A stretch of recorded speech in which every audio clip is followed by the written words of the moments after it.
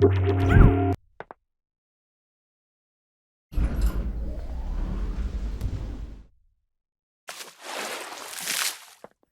these final few videos, we are going to try and take another step forward with our animation work. We've already seen, the very basic types of animation and the simple techniques and workflows that go into creating that.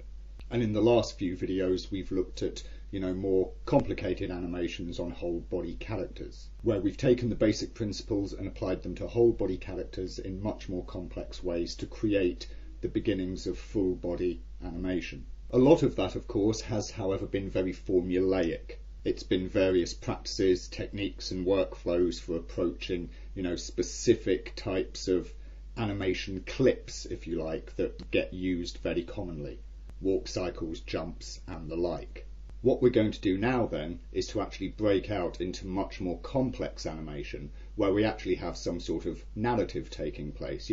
Cycles, jumps, etc. are all fine, they take place during an animation, but by themselves they are not an animation unless you're just, doing a simple shot of a character walking across a room. But even then that tends to be, a piece of something larger, and so being able to do all of the different, motions and actions and most of all acting that goes into such an animation is, of course, the real challenge. So with these videos now, we are going to be looking at constructing, much grander, longer form animations that contain much more complexity and contain some sort of, at least basic narrative, whether, characters are acting out a scene or something of that nature, something that is either a little mini story or, at least a few shots in, part of a larger sequence or a larger story, that kind of affair.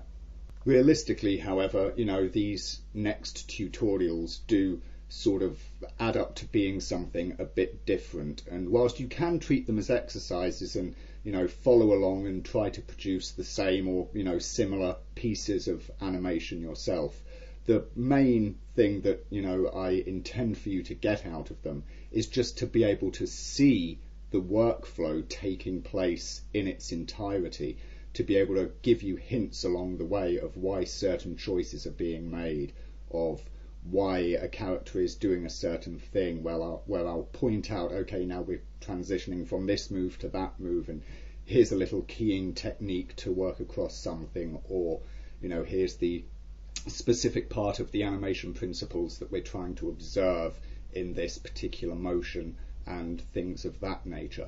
As such, you should really treat them as, illustrative, explorative examples of the animation process more than, exercises to be done and copied. You certainly won't want to just sit there and copy them frame for frame. You should treat them as essentially a kind of very in-depth reference both to the animation itself and the process that goes into producing it, and that way you'll get hopefully a lot more out of it. So please do work through them, watch through them, pay attention to all of the little details that are taking place all over, the whole process. But do please try and treat them as guides and windows on the animation process itself, as opposed to, actual tutorials to be worked through stage by stage to deliver an exact end.